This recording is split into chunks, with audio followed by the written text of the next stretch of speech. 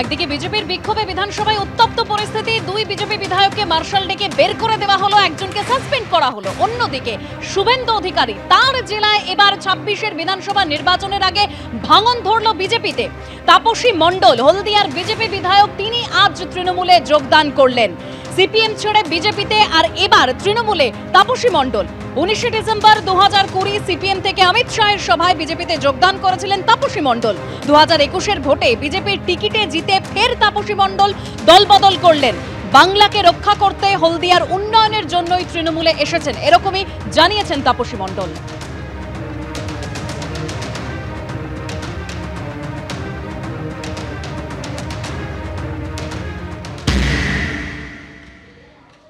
তৃণমূল কংগ্রেসে যোগ দিলেন হলদিয়ার বিধায়ক তাপসী মণ্ডল। আমরা এই মুহূর্তে দেখতে পাচ্ছি তৃণমূল ভবন থেকে তিনি বেরোলেন এবং তার সঙ্গে কথা বলবো। তাপসীদি, আজকে তৃণমূল কংগ্রেসে যোগ দিলেন বিজেপি ছেড়ে, কেন? এই বিভাজনের রাজনীতি বিজেপিতে যা চলছে সেটা আমি মেনে নিতে পারছি না। তাই প্রগতিশীল এই বাংলার উন্নয়ন অব্যাহত রাখতে, এলাকায় শান্তি শৃঙ্খলা বজায় রাখতে, বেকার যুবকদের কর্মসংস্থান এবং আমার হলদিয়াতে উদ্বাস্তু ক্ষতিগ্রস্তদের তাদের যা প্রাপ্য অধিকার, কলকারখানার বিকাশ যাতে বেশি করে হয়, সেই সমস্ত কিছুর দাবি নিয়েই আমি বিজেপি ছেড়েছি এবং তৃণমূলের সঙ্গে যুক্ত হয়েছি। শুভেন্দু অধিকারী বলছেন যে আপনি নাকি বিধায়ক টিকিট পাবেন না, সেই কথা আপনি বুঝতে পেরেছেন এবং সেই জন্যই নাকি তৃণমূলে যাচ্ছেন। বিধায়ক টিকিট তো পার্টি ঠিক করে, পার্টি কাকে দেবে না দেবে 1 বছর আগে ঠিক হয় না।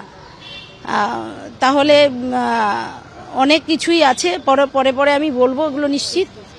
বিধায়কের টিকিটের জন্য আমি লালায়িত নই, ওটা উনি ভালো করেই জানেন। উনি জানেন বলেই অনেক কিছু উনি আমাকে অফার দিয়ে লোক পাঠিয়েছিলেন, কিন্তু আমি সেটাকে মেনে নিইনি। আমি আমার মতো করেই, আমার চিন্তা ভাবনা নিয়েই আমি তৃণমূলে আজকে যোগদান করেছি। তমলুকের যিনি সাংসদ অভিজিৎ গঙ্গোপাধ্যায়, তার সাথে একাধিকবার মতানৈক্য হয়েছে, সে বিষয়ে কি বলবেন?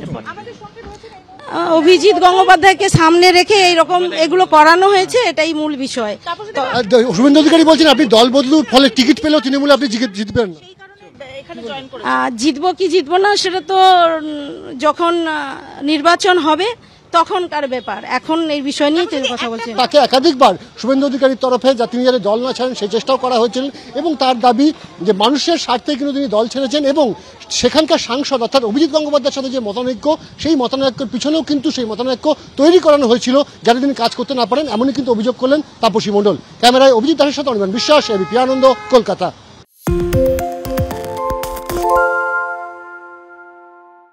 শুনতে পাচ্ছি না, বল না। আরে 10 টাকাটা ব্যাপার নয়, আজকে 40 টাকা দিচ্ছি কারণ 40 টাকা। বাংলা গলাবাজি চায় না, বাংলা খবর চায়। বাংলা খবর, বাংলার খবর।